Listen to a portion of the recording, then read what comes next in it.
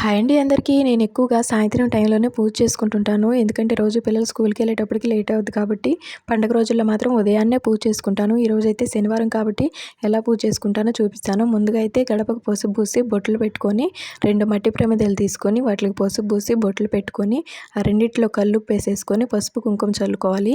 ఒక నిమ్మకాయ కట్ చేసుకొని పసుపు, కుంకుమ అద్దుకొని కల్లుపు మీద పెట్టేసుకుంటే చాలా మంచిది.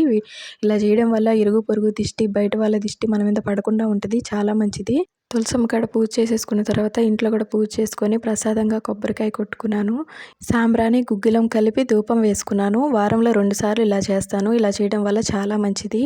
తర్వాత కర్పూర హారతి ఇచ్చేసి ప్రశాంతంగా దండం పెట్టుకున్నాను. ఆ వెంకటేశ్వర్ల స్వామి దయ అందరి మీద ఉండాలని మనస్ఫూర్తిగా కోరుకుంటూ ఓం నమో వెంకటేశాయ.